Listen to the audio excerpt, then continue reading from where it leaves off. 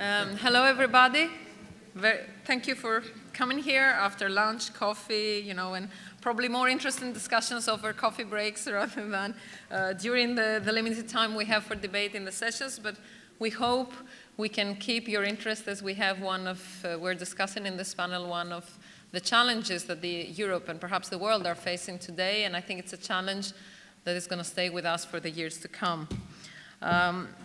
This panel is about the refugee emergency, but perhaps even the word emergency is wrong because it's not an emergency. Actually, as I said, it's a structural issue, and we have had to deal with migration challenges already in the past decades, and I think we're confronting new challenges, particularly in Europe today and in the near future.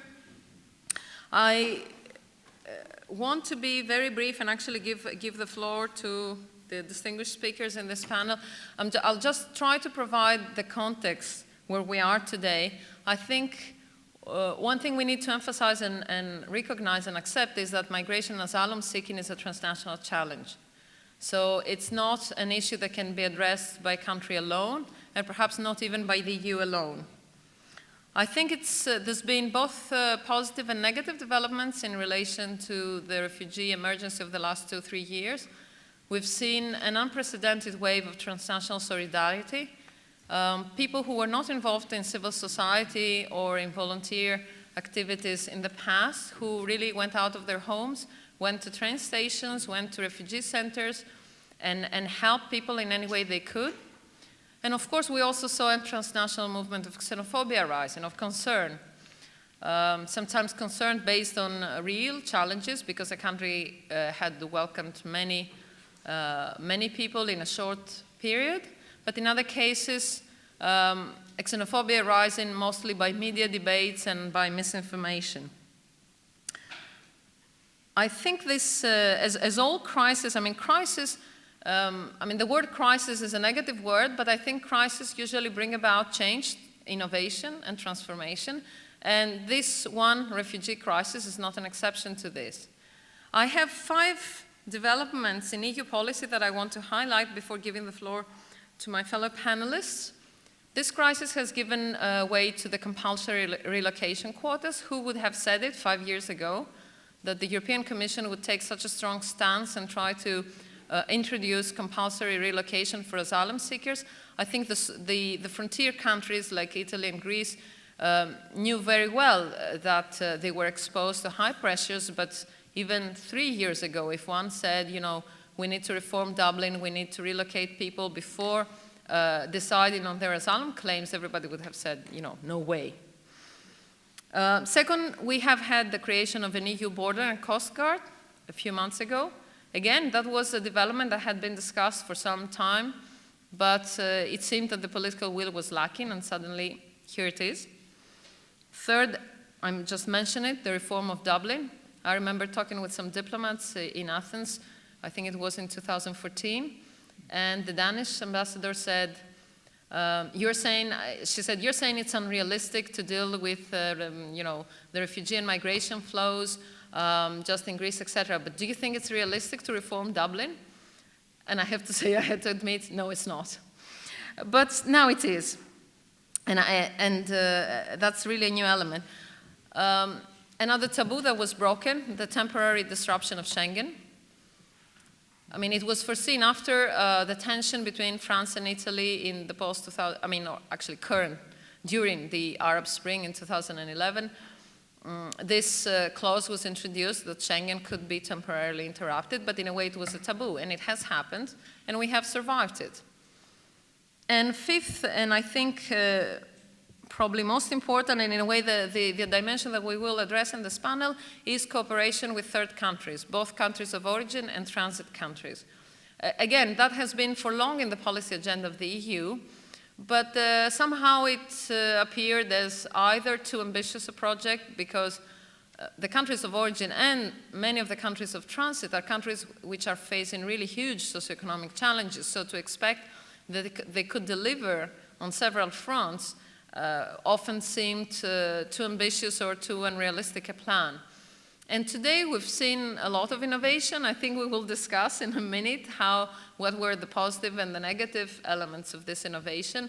But I think this is an element in which we need to spend some time and think of whether it can work, how it can work, what we have done. That's how we have phrased this panel. It's in a way a mid-term assessment, 1 year after the EU-Turkey statement, less than a year after the agreement with Afghanistan to improve returns to Afghanistan, and while efforts to cooperate with Libya are ongoing with very dubious results.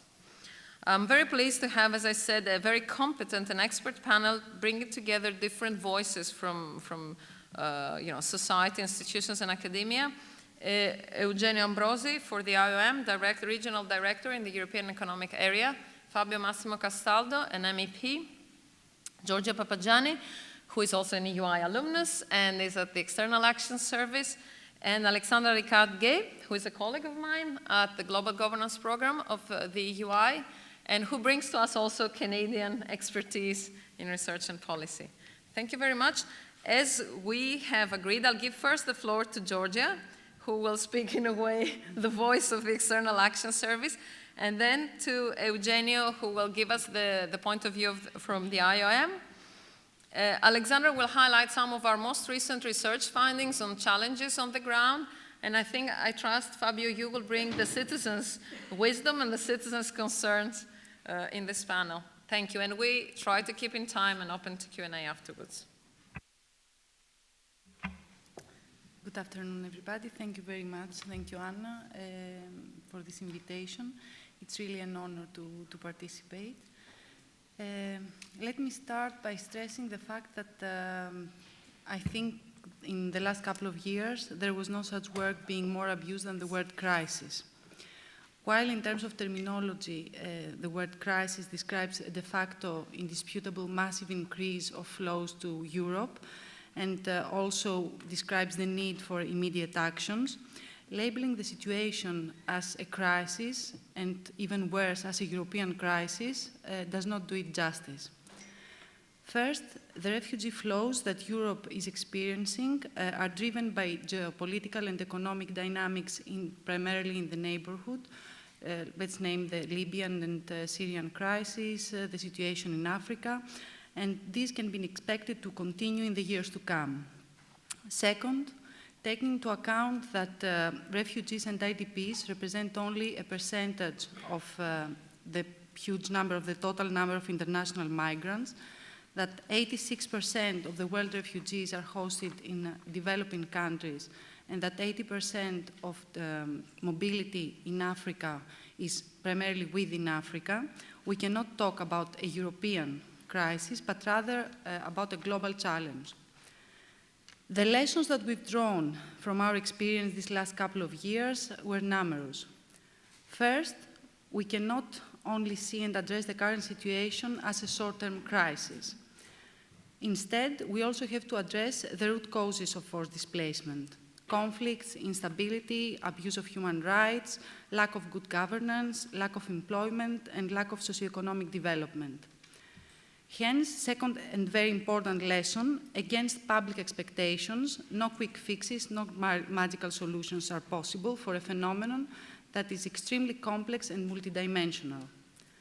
Third, it became clearer than ever that neither the EU institutions nor member states alone can tackle the situation on their own. A joined-up approach, entailing EU and member states, which involves an active support and input from member states, is paramount. Fourth, any action cannot be focused to the EU or how the EU can handle this so-called crisis. The external dimension, and in particular, the cooperation with third countries of origin and transit, as well as the involvement of the entire international community, is key. Migration, as Anna highlighted, is clearly a global challenge that requires a global response and global responsibility sharing, and most important, a strong political commitment of all the actors involved. It's along those lines and on the basis of those lessons that the EU response has been structured during this last year and is paid for the future. At first stage, obviously, a series of short-term measures primarily focused on saving lives and breaking the smugglers' model were the key issue. It was in this context that the EU-Turkey statement was agreed. Following almost a year of the implementation of this statement, the statement continues to deliver tangible results despite the challenging circumstances. At the same time, and it's important to highlight also this aspect, the EU continues to be a pillar of support for the most vulnerable Syrian refugees in Turkey, providing them with access to education and health, while at the same time efforts on resettlement are also ongoing. In parallel with these short-term actions, long-term actions were presented within the communication on establishing the so-called partnership frameworks. Indeed, this new partnership framework approach sets a new paradigm in the relations between the EU and third countries, and it's quite innovative, not only in terms of combining short and long-term measures, but also on a series of further aspects. And I would like to highlight 6 of them. First, a strong joint venture between all EU institutions, and most important, between EU and member states, was cemented. In the last months, there has been a step change in the level of coordination between the EU institutions and the member states, with strategic planning of high-level visits in third countries, coherent messaging, shared feedback and reporting. Second, migration was firmly embedded in the EU's overall relations with third countries, and it was consolidated as a key issue in the EU foreign policy and the EU global strategy. At the same time, all possible options of the use of foreign policy tools, such as CSDP, are also being used. Let me at this point refer briefly to Libya. It goes without saying that the overall primary objective remains achieving political and security stability in Libya. Yet, at the same time, taking into account the great number of people that are risking their lives to cross the Mediterranean, and also the appalling conditions in the detention centers in Libya, work is also being intensified on all levels as regards more immediate and medium-term migration-related actions.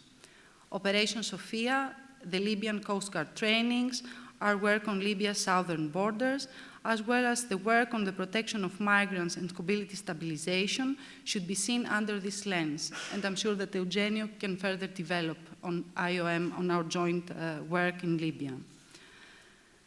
Third, it needs to be underscored that the approach is at the same time both holistic, and when I refer to the word holistic, I refer to the fact that it's going beyond strictly migration-related issues and is exploring the links with other EU policies, but at the same time, it's strictly tailor-made and based on the specific needs of our partners.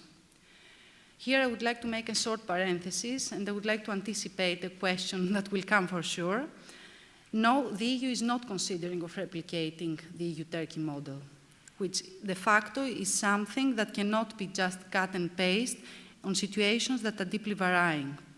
As stressed, the approach of the EU is strictly tailor-made to each partner. Fourth, partnership is the key word. Building relations that are based on mutual understanding, trust, win-win approach, and joint responsibility are the cornerstones of the new approach. In that sense, we see the partnership framework not primarily as a win-win approach, and certainly not as a way to deposit migration management on our partner countries. Fifth, another innovative aspect of the EU approach is the joint venture between the public and the private sector interests and efforts. The external European investment plan is expected to function as a central tool in sustaining the entire approach. Last, but certainly not least, I would like to underscore the responsibility of our partners, of the third countries, not only in terms of their political commitment as to working together on migration-related issues, but also in terms of linking this broader EU offer and efforts with their own strategic choice to proceed to a series of structural reforms that are deemed necessary for their socioeconomic viability and prosperity. In that regard, the external European investment plan will be fundamental, not only in terms of the major impact that the private sector would have on their economic development, job creation, and growth, but also because it offers the necessary technical assistance and as to the identification and implementation of reforms related to institutional building. Despite the mixed results until now, a year after the launch of the partnership frameworks, we're convinced that the approach is the right one. The example of Niger, where we have seen an unprecedented reduction of flows to Libya, is certainly encouraging. Yet, it needs to be clear to the minds of everybody that this entire effort needs to be seen primarily in terms of a marathon requiring long-term commitment and sustained efforts from all the sides that are involved, and not in terms of a sprint offering quick results. Let me conclude by attempting to dismantle another misconception. Over the course of the last year, the EU has been heavily criticized of not doing enough in terms of migration. And even though I admit that certain things could have been done differently, I simply don't agree with this conclusion. More concrete progress, as Anna has said, has been made over the last year than previously achieved over many years. Indeed, the EU is de facto leading by example at global level. It remains the world's leading humanitarian and development aid donor. Its actions have saved thousands of people in the Mediterranean, and the EU financial assistance to the victims of the tragic conflict of Libya is second to none. Thank you.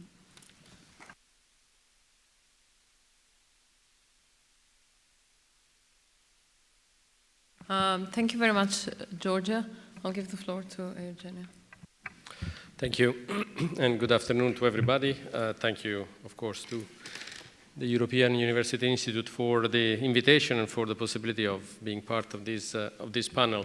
I will briefly focus on just a few points that have to do with how we see the policy development in this area from the standpoint of an international organization that deals with migration. I will concentrate more on some of the overall challenges that we see right now more than on specific key development, policy development. Joanna mentioned 5, principle 1, which are all extremely important. I have actually counted 21 from 2015, when the Common Agenda on Migration came out, until last month, without counting various communication, et cetera, which obviously testifies to a flurry of activities in this area, which is particularly strong and at times particularly confusing in many respects. Let me start by confirming what Georgia was saying. We never believed that this is a refugee emergency or a refugee crisis for 2 reasons. The first is because it's not a refugee, whatever. It's a mixed migration situation. In fact, the number of refugees that are, the bona fide refugees that are arriving in Europe are, depending on the moment you count them, at anywhere between 40% and 60% of the total. All in all, more or less half. So it's not a refugee, it's a mixed migration, and it's not an emergency, because we are talking in the last 2.5 years about 1.8 million people that have arrived in Europe, which is obviously a fraction of all the movements, both of refugees and migrants, that happens around the world. The latest estimation talk about roughly 6% of the overall refugee population in the world that is in Europe. 84% of the global refugee population is in the global south, so in the poorest, less developed part of the world. So in terms of number, this is definitely not a crisis, it's definitely not an emergency. We have a very limited, in the grand scale of things, number of people arriving in a region that is the largest economic power in the world, one of the largest markets that counts among its members 4 out of 7 most industrialized country, and has an overall population of 500 million, so 0.3% of refugee migrants arriving over 3 years is by no means a an emergency. Just by comparison, only in 2016, 117,000 people moved from the east of Africa into Yemen alone. So a number that is slightly smaller than the overall number that arrived in Europe last year and went into Yemen, one of the poorest countries and a country that did that war. So it's not a refugee or migrants or flow emergency or crisis. What it has been, though, and it continues to some extent to be, is a political crisis and a crisis of values for the EU. And the number of key policy development and the implementation of some of those key policy development, I think, testify the fact that there is a major questioning of some of the fundamental values on which the EU is supposed to be founded and existing. It was mentioned relocation. It's a major achievement. Its implementation has not been as effective as we all hoped for. I think as of today, we have had about 14,000 people that have been relocated across Europe out of the 160,000 that were supposed to be relocated. So a low level of implementation, and especially just a few EU countries that have actually actively participated in the relocation program. Some have performed far beyond and below the commitment. Some have refused, flat. They said, we're not taking refugees, we're not taking resettlement cases, we're not taking relocation cases. We question the principle of sharing the responsibility of those who arrive in Europe. So it's a crisis of values. It's not an emergency, operational, or another type of values. And I think we are seeing among EU member states a sort of conflict between upholding rights and having an approach that is based on the fundamental rights, based on the EU Charter on Fundamental Rights, and other parts of the membership that actually questions the need to have such an approach and to uphold such rights. Small example, the detention, indiscriminate detention of asylum seeker arriving in an EU country and asking for asylum. It's a blatant contradiction of EU legislation beside a blatant contradiction of human rights. And yet it's happening, and it's happening on EU territories. I think part of the development we have seen, or the issue we have seen, is that from the common agenda on migration, there has been a growing divide between the proposal of the Commission and of the EU institutions in general and what the EU member states were actually prepared to do. And this divide has been growing and has been increasing. And you can see it also in terms of external communication. Georgia said that we have no intention of replicating in Libya the EU-Turkey statement. I'm extremely happy to hear that. I think we are all happy to hear that. We are less happy when we see some politician from EU member states saying the opposite, publicly. This not only increases the divide between EU institutions and EU member states, but create confusion within the EU, within individual member states, and in the outside world. What is it? Are we looking to replicate the EU-Turkey statement? We are not looking. Who is right? The EU institution when they say that? A given prime minister when he says the opposite? It's a little bit difficult to navigate into this confusion. And this brings me to another point that I think is pretty evident in several of the policy development over the last few years. And that is ensuring coherence of action and coherence of the various policy development among themselves. An example. We have in the partnership framework with the third country a whole chapter dedicated to, and a lot of action and a lot of money invested, by the way, dedicated to using return migration to the country of origin as a tool to foster development with proper reintegration in order to facilitate not only the individual reintegration, but the community development of the country of origin from where the large flow arrive. And it's all built around cooperating between EU and country of origin. Then you have some other policy on return coming out of other services of the Commission that don't go in the same direction and that say we have to return as many people as possible in the fastest time as possible. We have to penalize those countries that don't accept returnees exactly the same way and the same level that we would like. And the whole issue of cooperation with third country disappears.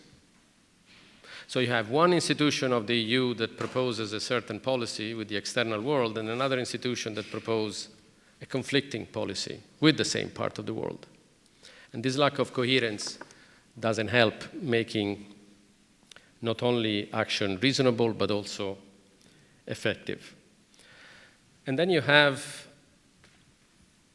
as a consequence, an issue of credibility. When you go to other parts of the world requesting that they abide by the Cotonou Agreement or other international provision, you have to be credible. You have to ensure that you are abiding by the international principle and international law or European law.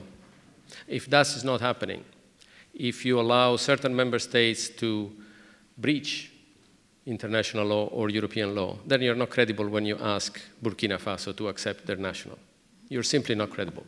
And I think that is the main challenge that we have. Last point, since I have less than a minute, we have seen great unity among the EU, member states and institutions, anytime there was an issue of passing a policy that was security focused. We see far less coherence and consistency anytime there is an issue of passing a policy that is protection or right-based. And I think that should worry us profoundly. Thank you.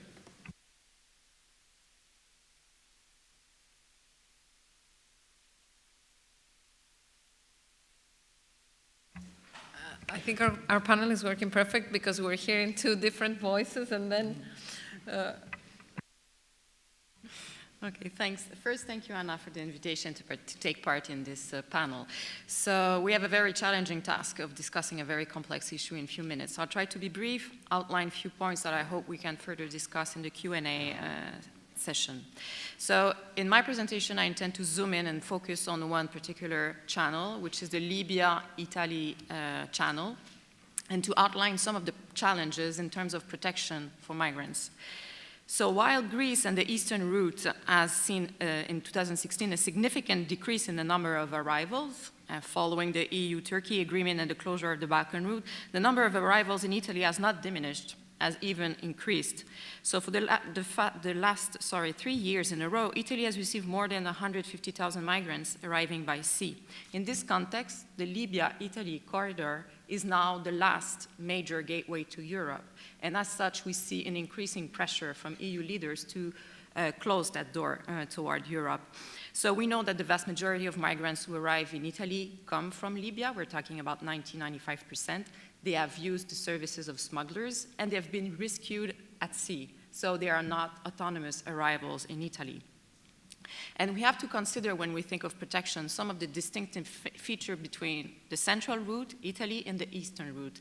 So while Greece has received in majority Syrians, Afghans, and Iraqis, in the case of Italy, there is much more diversity in terms of nationalities. And the point that is needed to be stressed also is that the flows are mixed, as it has been outlined. So this brings another level of challenge in terms of international protection. So we're talking about mixed flows, including refugees, asylum seekers, and migrants who are also fleeing harsh conditions and seeking for better life opportunities, and also migrants fleeing Libya and the untenable situation and violence that occur in this country.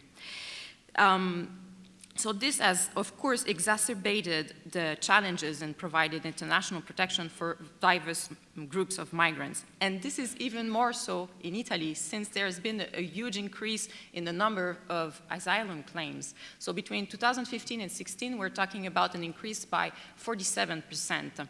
So, and this is in part as a result of the enforcement of the hotspot approach, also the tightening of the northern borders, and the weak implementation of the relocation program. So this has led Italy to face alone the fact of not only receiving migrants, but also processing the claims and caring for them, which has, of course, put a lot of pressure on the reception system. So just to give an idea, 78% of migrants are in temporary reception centers right now in Italy. The other aspect that we need to have in mind is the high prevalence of violence that is perpetrated against migrants along their journey, mostly in Libya, not only, but today I focus on that.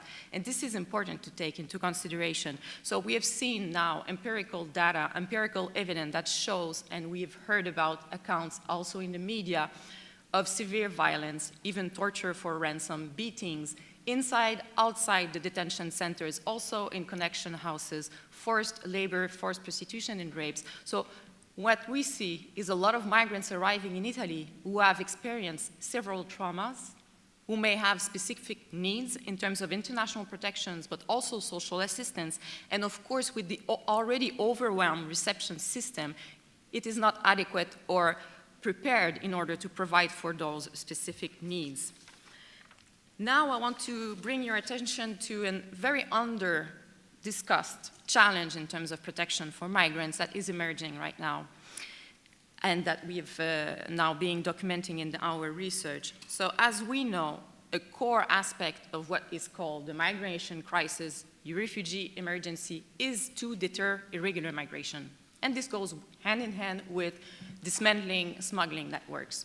So this has been the core of the EU agenda and priorities. And what we see is that, so there has been a multiplication of measures. I would like to go into detail, but I don't have the space here. But let's focus on the fact that the militarized and more securitized approach to border control has failed to crack down the smuggling networks in the Libya-Italy corridor. But there has been also, and this we know, but there has been also an unintended consequences of pushing migrants to take much more part in their own smuggling, and then having the risk of being criminalized because they have driven the boat. So what I want to highlight is, for example, with the Operation Sophia that has started in the summer of 2015, so the practices of the smugglers have changed. They no longer use big vessels that were seized and confiscated through those operations, which I should not call search and rescue, because the Operation Sophia, has a core mission and explicit goal of dismantling smuggling networks. So as a result, smugglers have changed their practice and they use dinghies. So now migrants have to travel on unseaworthy, overcrowded, small boats that they know won't reach the Italian shores and might be rescued on the way. And in addition of that, they ask and push migrants to drive themselves the boats. So what we're seeing is that not only the Operation Sophia has not led to reduction of smuggling, but has put migrants in even more dangerous position. And different situations may occur. So what we see is that migrants are given a phone, compass, GPS phone, and some indication. But different situations are behind that, or they have agreed to drive the boat because they didn't have the money. We have to remember that this is often the only way out and the only option to reach safety. They might also have agreed because they didn't have all the money and that permitted to have a reduced price, or they were forced and coerced. But either they were forced or voluntary drivers, the offense of having facilitated irregular migration should not apply to migrants who act in situation of necessity, and vulnerabilities. And also, a troubling aspect is that with these kind of operation, and also with the EU migration plan on smuggling, the collecting of intelligence, of information, and the investigative measures start on the boats, in high sea, and continue in the hotspot. So we have to question under which conditions testimonies are collected that might be used afterward to criminalize migrants. Let's hope that the practices will change and that no longer migrants will be criminalized once they arrive in Sicily, but more research is needed to document this problem. And we have to remember as well that collecting data in this situation, we're talking about migrants in the immediate afterward of traumatic experiences as well. Another tool that has been widely discussed right now to curb irregular migration is to foster cooperation with third countries or countries of origin, in this case, Libya. So as we know, early February, Italy has signed a memorandum of understanding, which is now stalled because the Tribunal of Tripoli has blocked this memorandum of understanding, and the EU leaders also agreed to a plan with Libya and to give to the UN-backed government 200 million euros. But this agreement is very worrisome. As you've said, there is no plan to duplicate the EU-Turkey deal, but the least to say is that there are no conditions to implement this kind of agreement. As said by the Libyan ambassador to Italy, we will stop boats from taking off from the coast and stop migrants from crossing into Libyan territory. Those apprehended will be escorted to the nearest detention facilities. So what we are now documenting in terms of violence against migrants in Libya, the same who are the perpetrators of violence, maybe the guardian of their human rights, this is a troubling situation. So there is no guarantee that human rights will be respected in the detention center in Libya. So I don't know if I have still a few minutes, but in terms of, okay, good. So I was going to the conclusion. So I think that the situation regarding the Libya-Italy passage is illustrative of the failure of the EU approach to stop migrant smugglers and curb irregular migration. What we now see is an increase in the externalization of border control, in other words, outsourcing containment policies in the transit countries, and more efforts for the return and deportation of migrants. And this will be accelerated in Italy, as we have seen now with the newly adopted Miniti Orlando decree. So as was said by the president of the Association of Juridical Studies on Immigration, ASGI, in Italy, there are many ways to build a wall, with concrete or with laws and rules. And what we are seeing right now is more restrictive access to international protection, measures that, whatever the categories of migrants, are preventing them to reach Europe in order to claim for asylum rights. Thank you.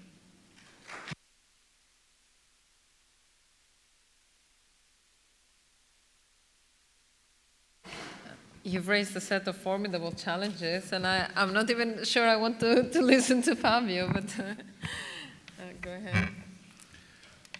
Distinguished guests, dear friends, I'm really honored to be here with you today, highly reputed academics and officials around me, to discuss about one of the biggest challenges we are facing today. Indeed, the annual State of the Union is one of the most important fora for discussions and consideration of a broader perspective.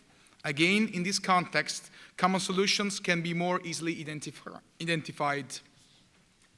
The phenomenon of migration is not a new one, and we cannot, as was said before me speak about a refugee crisis. But in the last years, the European Union has become the destination of increasing flows of people, coming particularly from Africa and Middle East.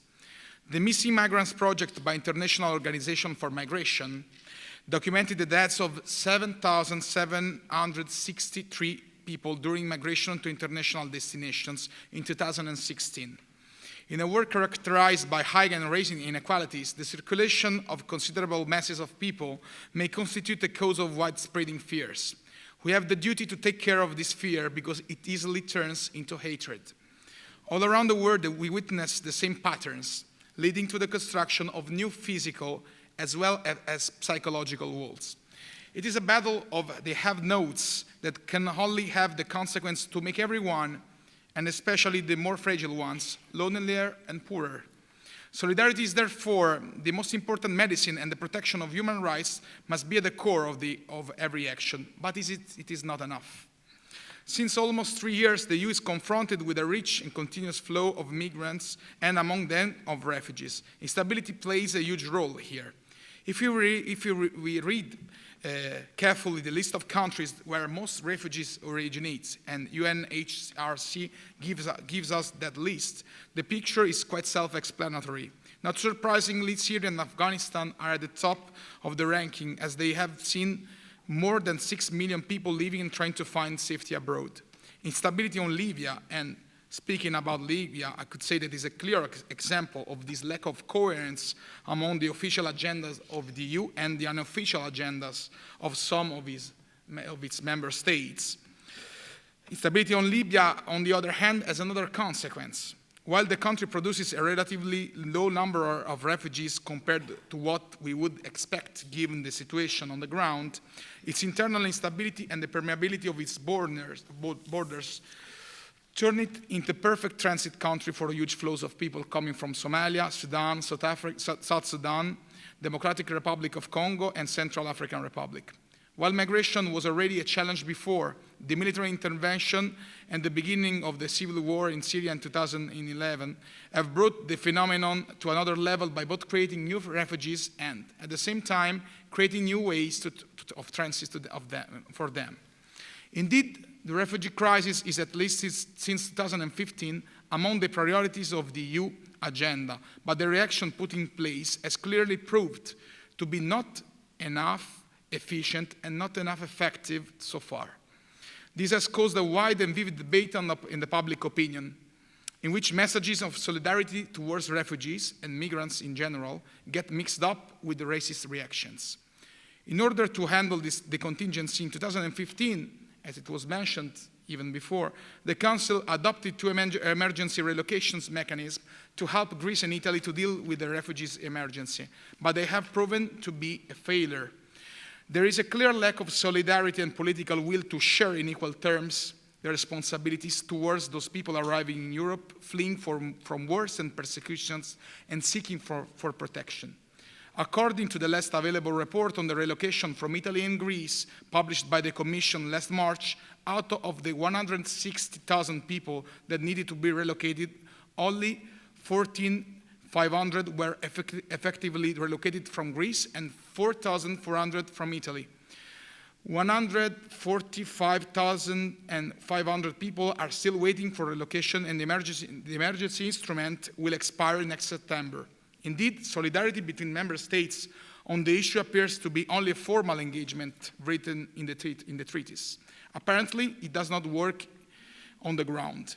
Again, from the very beginning, the crisis has shown the shortcomings of the common European asylum system and has actually resulted in its collapse. The Commission has reacted by presenting a new package of 7 legislative proposals. These are aimed at reforming the CEAS by making its provisions more binding for the member states in order to prevent third country nationals to stay illegally on the territory of the EU and prevent secondary movements of asylum seekers from one member state to the other.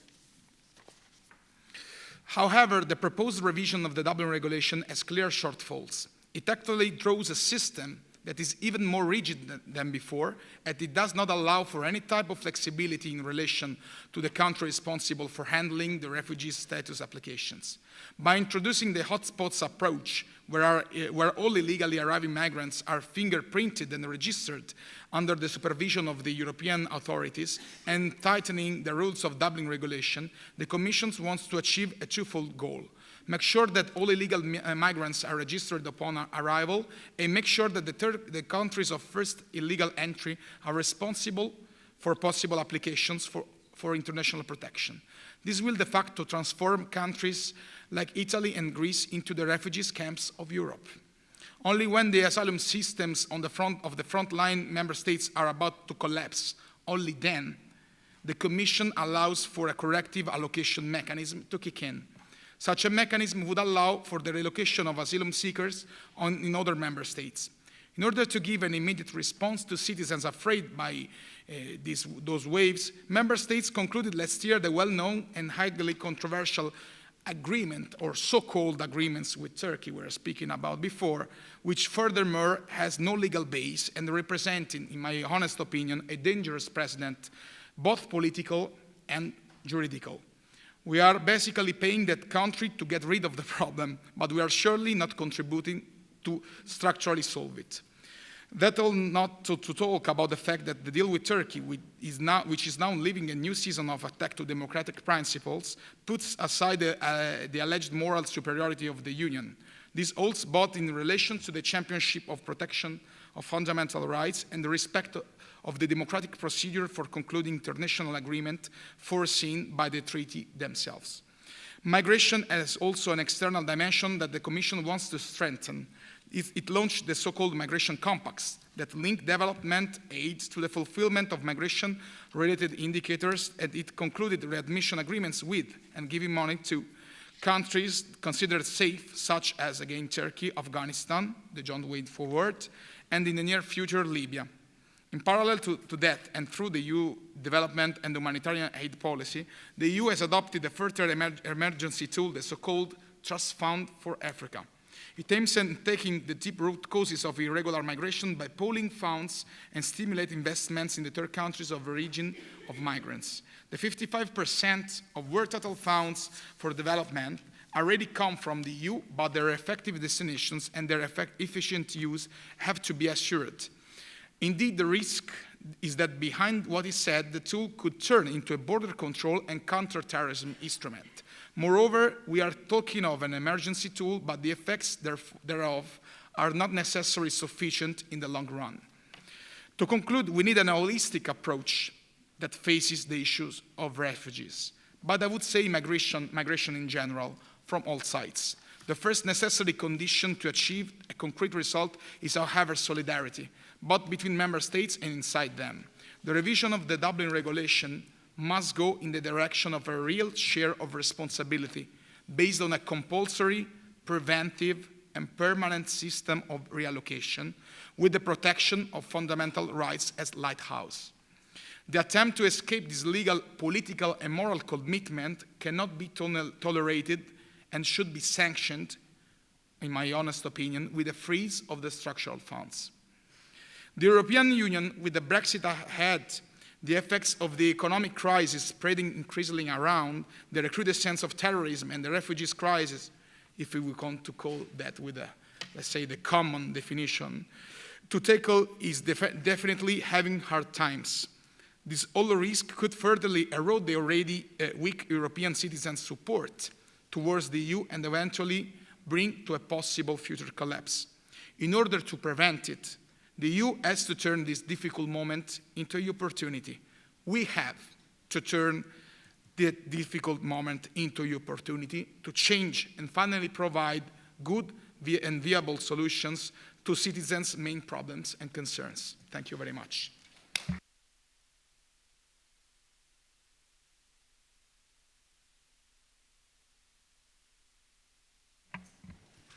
Thank you very much, Fabio. I think we have a fundamental agreement in the panel that certain steps have been made, a lot of efforts have been made, but the challenges are complex and a lot needs to be done, and I really appreciate, Fabio, that you concluded with some proposals and even some strong ones. I would like to invite Eleonora Milazzo, who is an EUI PhD researcher. We have this front row discussion system this year, so we give a young person for first the floor for questions, then I'll take more questions from. Yeah, thank you very much. Anna, is this on? Can you hear me?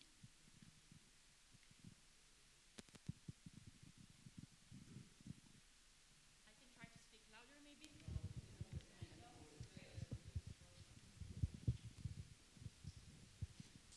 Thank you. So thank you very much. Thank you for your presentations. You also mentioned that this is actually a crisis of political values, and there was a word that was a recurring term in your presentation, and it's very much a buzzword these days, and that's solidarity, which is enshrined in the TFEU, which is really a buzzword everywhere we look these days, and it's often used in connection to the fair sharing of responsibility. So it's solidarity between states, it's solidarity towards asylum seekers, but what is not really clear in the debate, and for what matters in the scholarly literature as well, is what the content and the scope of solidarity should be. So my question for you today is, well, what you think that the limits to solidarity should be, if any limit, any constraints should be put to the duty of solidarity that we talk about. So is there any ground on which solidarity should be constrained, if any ground there should be at all, in order to safeguard some other supposedly competing values, for like national solidarity, for example, or security? Again, and this is not only with reference to the policy responses at the EU level and at the national level that we just talked about, but it's also with reference, for example, to NGOs and volunteers who are directly involved in coping with this, with the so-called crisis, and whose work has been recently the object of a widespread debate. So I was wondering what your thoughts on this are. Thank you very much.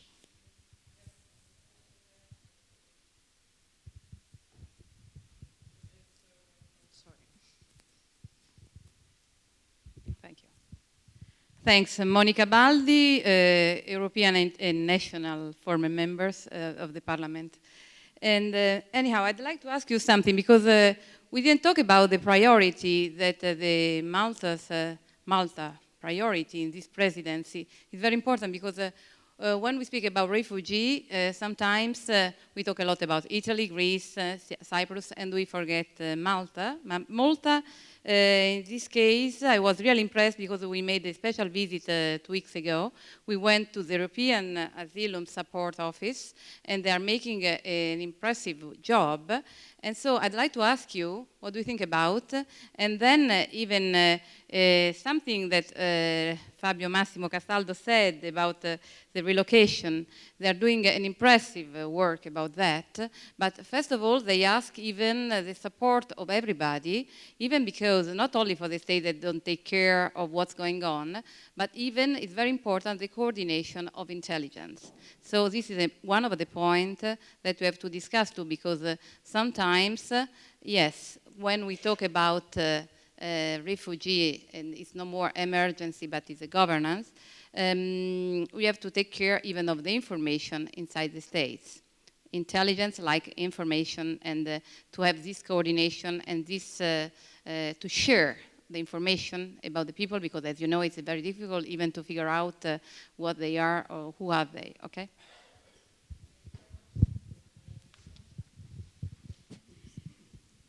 And thank you, Monica, for presenting yourself. Please state your name and, if you want, your institutional affiliation.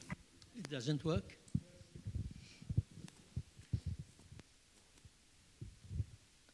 Thank you. My name is Joseph Licari.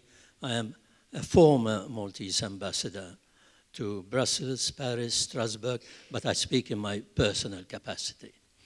So, migration is a demographic issue.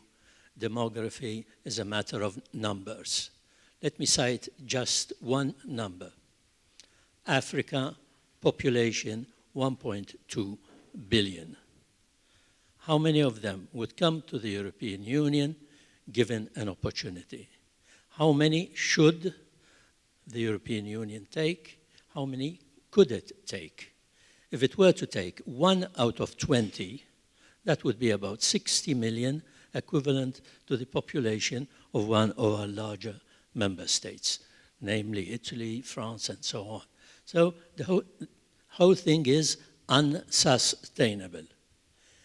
In any case, we already have unemployment of over 9% in the European Union, the pressure for unemployment to increase will go on over the next 10 or 20 years as a result of robotics and artificial intelligence. Our member states will be under pressure to provide employment for all those jobs that will be lost as a result of technological advances. So the European Union cannot take in large numbers of migration. In any case, development has never been the right solution for development to take place by people moving to jobs. Development means jobs moving to people. And that is the objective of the Africa Trust Fund, namely to increase investment in Africa, thanks to the European Union, but especially thanks to Africa's own resources. There is a crisis of values in Africa. Corruption on a huge scale wherever you look. Angola, Zimbabwe, Congo, Ghana, Nigeria, they have all the resources in the world. But all the money goes into the pockets of the rulers, and the vast majority of the population remains impoverished with no way to escape from poverty. And I say poverty because President Grasso used the word poverty this morning. The only way to escape from poverty is to escape from the continent and to come to Europe. But poverty does not qualify a person under the Refugee Convention of 1951. And that is why the Refugee Convention is the only way for an uninvited, unwanted person from a third country to enter the European Union, and that is why it is abused on a massive scale.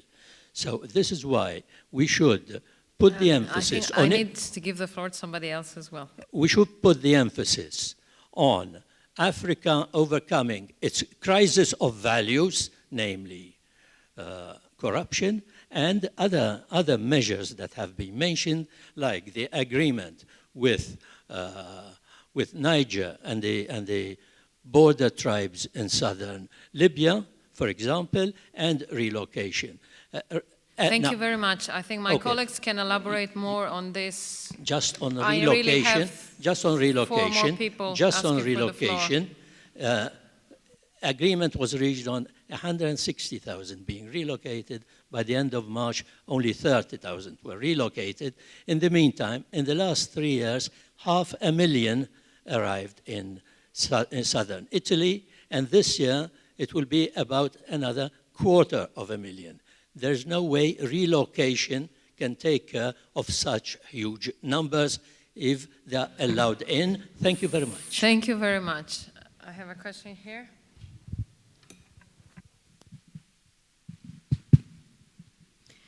Thank you for a very interesting discussion and for keeping with the time to the chair and the panelists. Your name and I'm Despina Chatsivassiliou. I'm an alumna from the EUI and currently work in the Council of Europe, head of political department.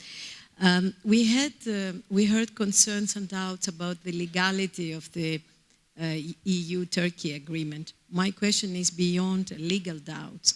To what extent, in practice, developments in Turkey where a state of emergency is in force since July last year after the failed coup d'etat have influenced the implementation of the agreement, and to what extent the developments may influence it in the future, especially after last month's referendum, which has been highly criticized by international and European observers. Thank you. Yeah.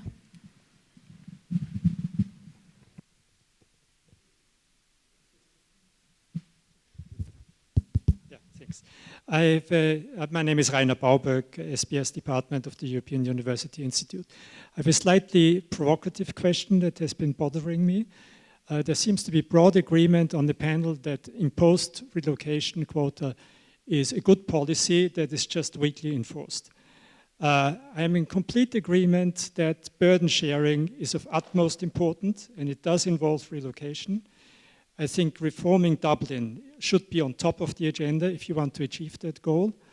But I have some doubts that sending refugees to countries where they don't want to go and that don't want to have them is actually a very clever policy if you think about what has to be done in order to provide maximum level of protection with integration opportunities to the largest numbers of people who need it.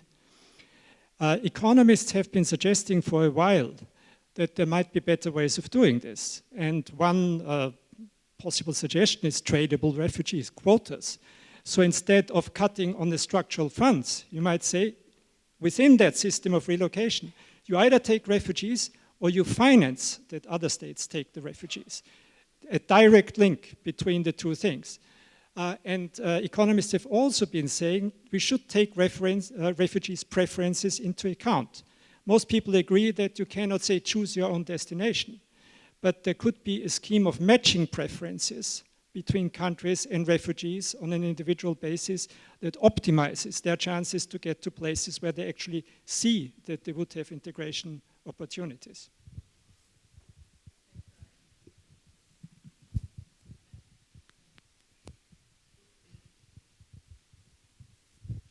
Yes, hello to everyone. I'm Tapio Rantanen, working in the Finnish embassy in Rome. I would like to touch upon the policy response and the value aspect of this multiple crises in the form of the question directed to all of the panelists. Do you think that Europe will be able to guarantee equal rights for the children of those who have arrived in Europe in recent years, if they are born in or on their way to Europe or in Europe after their parents' arrival, whether they are given an asylum or undocumented, will they enjoy equal rights with other European children? And how, if we have to do something to guarantee that, how will we do it? Thank you. Thank you very much. I'll take one last question at the back and then.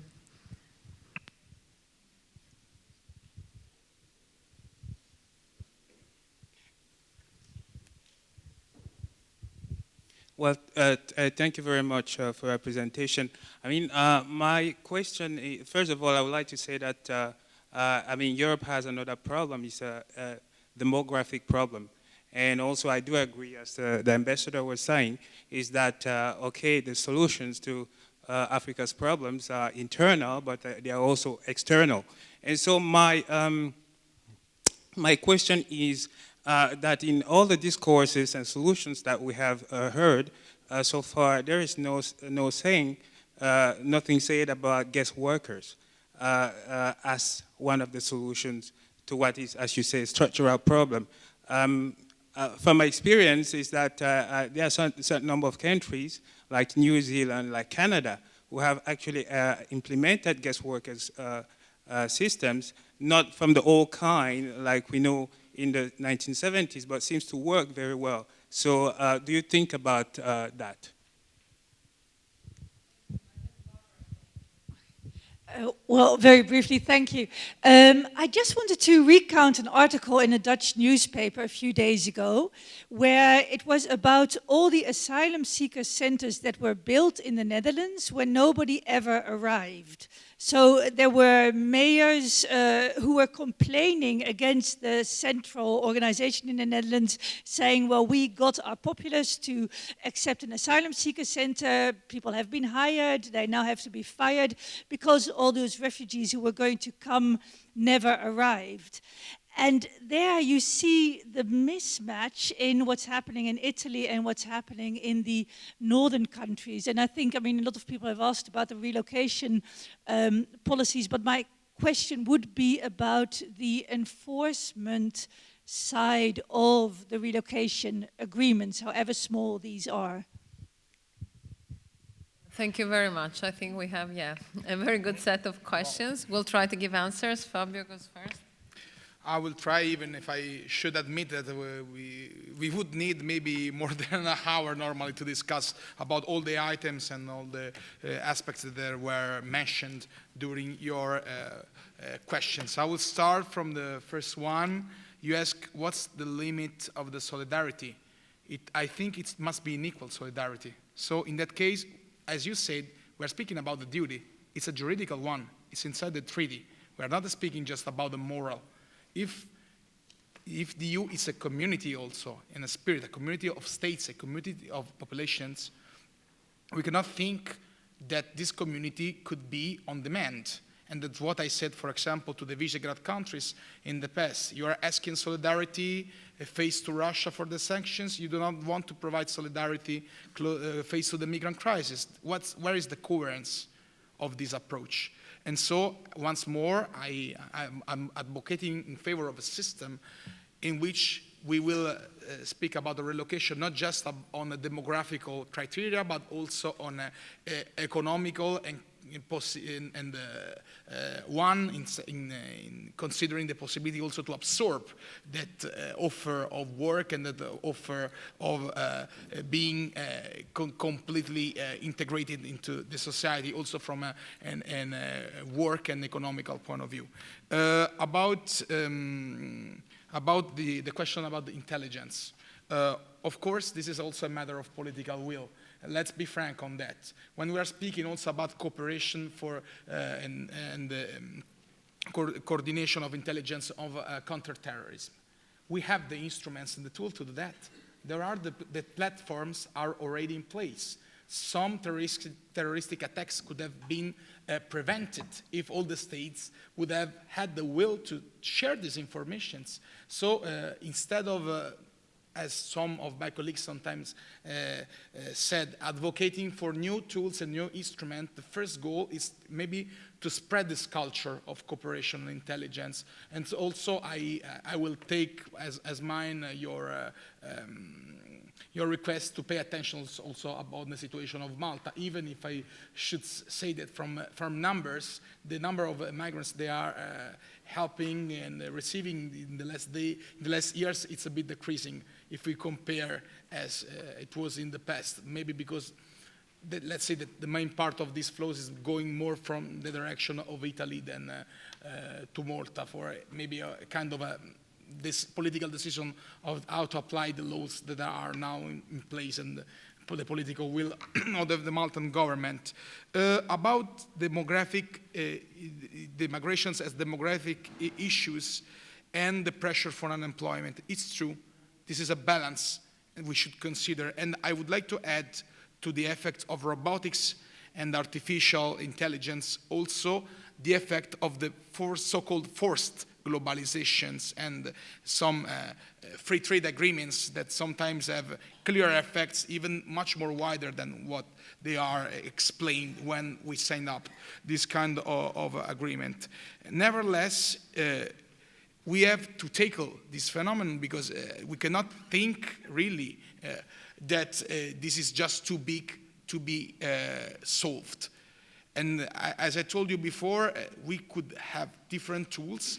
One, it could be this system, this preventive system before the collapse. But on the other hand, if we are speaking about development and we are speaking about corruption, we should also check very well the way we are investing in our funds for cooperation. One of our proposals was, for example, to divide the funds and the programs in quotas. Show me in which way you are investing the first quota I gave to you for this program. If the quota is really invested and it really is used for the purposes for which it was allocated, so for the development and growth, I will give you the second, I will give you the third. It could be a first example. And the second is very important that also all the European governments and the ministers of foreign affairs will stop to play two roles, the official and unofficial one, backing sometimes governments that are clearly corrupted, not efficient, and trying to be really more united, not just in words, but also in practical means. About the legality of the EU-Turkey deal, I was one of the strong opponents since the beginning, because for me it's not even a deal. I'm sorry, but if we are speaking about a deal, there are procedures, and the parliament should have voted with the procedure of consentment. This procedure was not respecting. We never had a vote, and in the narrative also of the EU institutions, when we are asking for a vote and the position of the parliament, this is just a statement. When Erdogan is asking to fulfill what is written in this statement, it becomes a deal because we do not want to disturb too much our Turkish ally that is also a NATO member.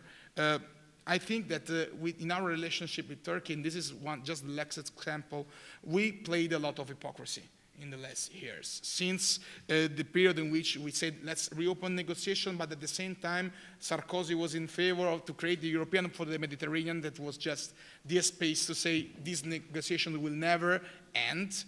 We will have here the new framework, a new forum in which Turkey could stay. It could have been maybe more sincere to say since the beginning that some governments were facing and completely against the possible enlargement to Turkey, and to build up a relationship that will be also current on the European principles. And on this regard, sorry to say, but this referendum, the way it was managed, the result and the concentration of powers in the end of the president nowadays is not at all compatible with the European values. And what is democracy? Democracy is not just to vote every 5 years. It's a matter of balance of powers inside the democracy, inside a state, and this is not respected nowadays in the new structure of Turkey. Those are not my words. I also spoke with Professor Bukicchio from the Commission of Venice that explained us from a technical constitutional point of view how much it's unbalanced, the new constitution. And last but not the least, because I don't want to answer to all the questions, there are too many, unfortunately,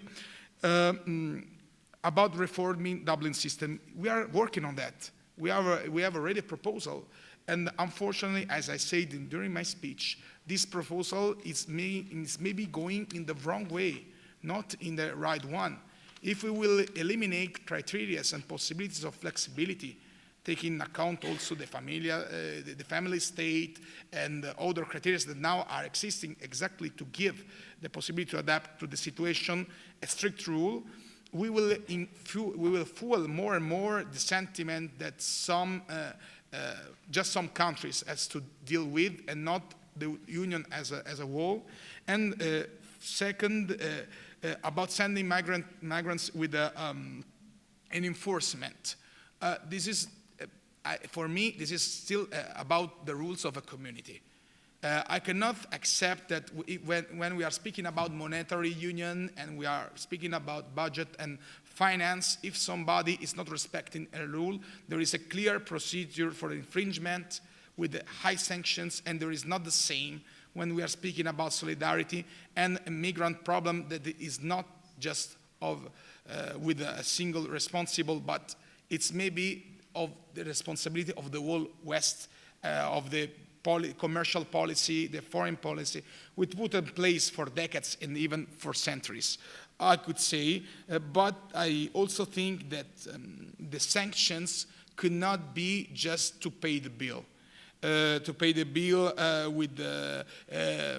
an amount for migrant. It's the proposal nowadays of the Commission. They say 250,000 euros per migrant.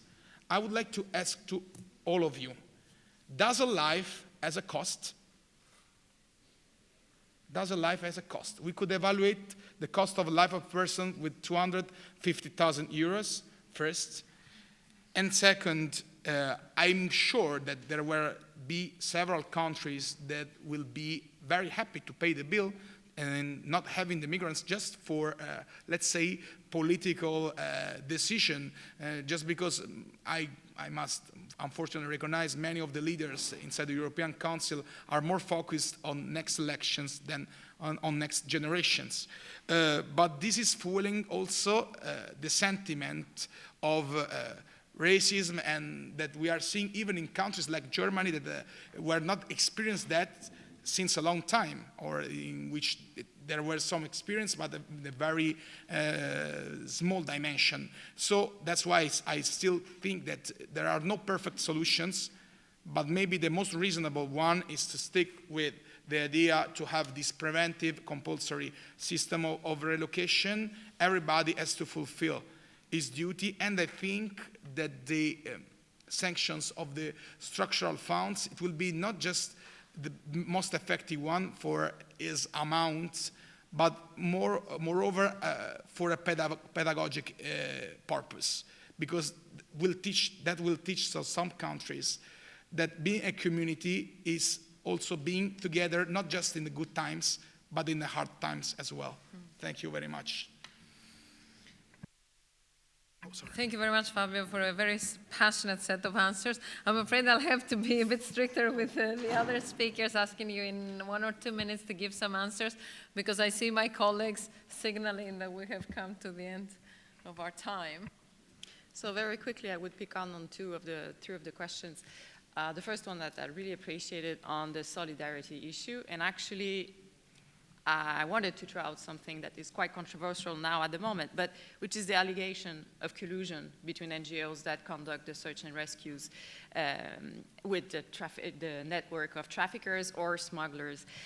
So this shows the limits of the solidarity, what is accepted, and also how the migration management is perceived right now. We need to put it upside down, not to look at the symptoms of the system and criminalize those who are saving lives at sea, but really look at the root causes and what is before that.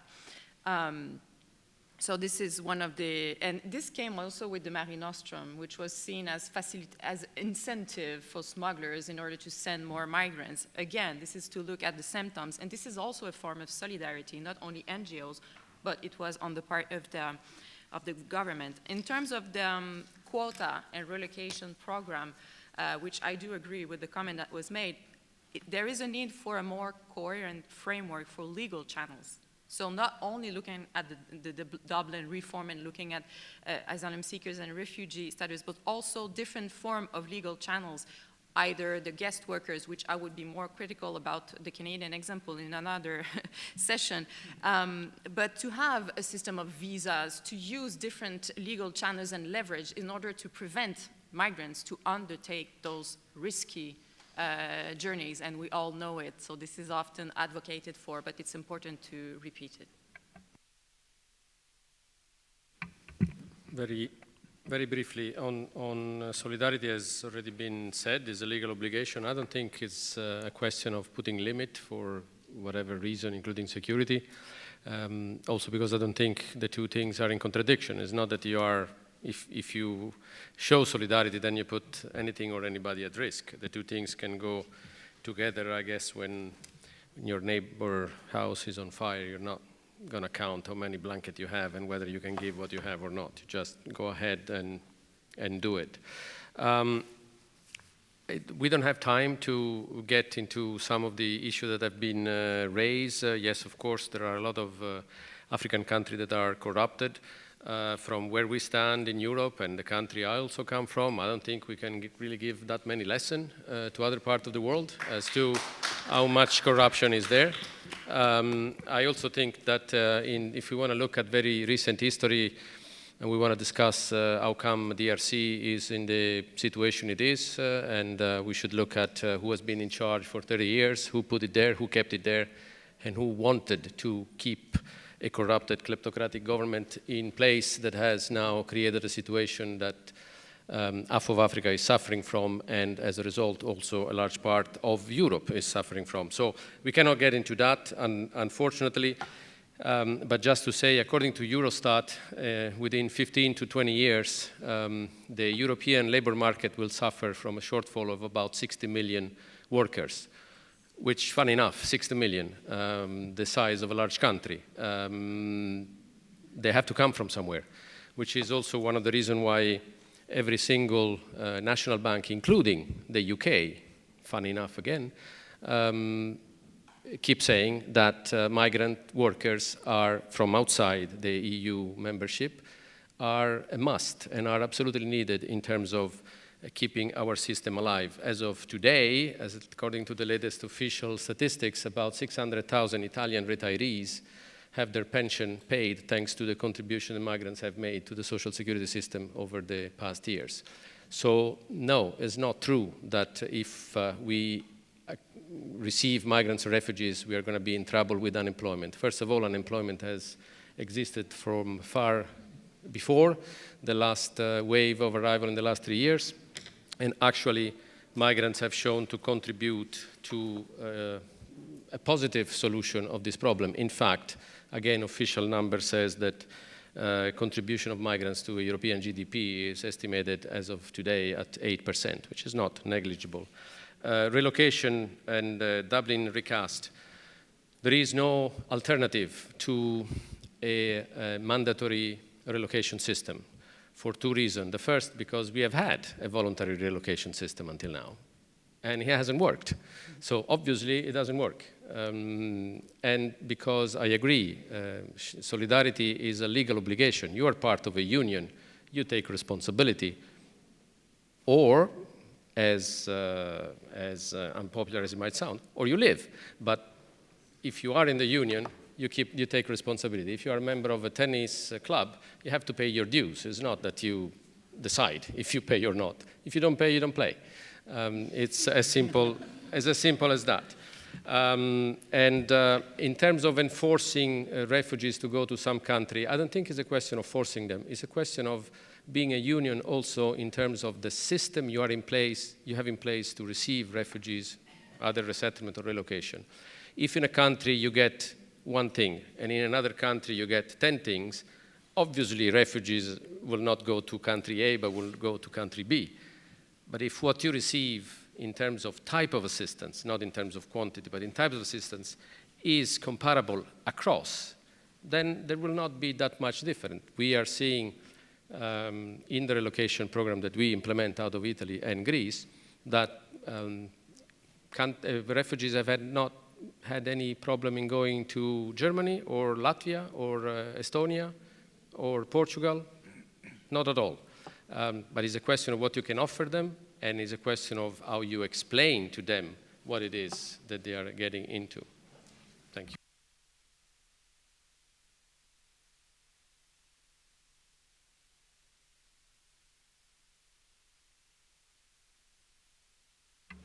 So I have less than half minute. I see my colleague holding up and now. Okay, I'll try to be as brief as possible.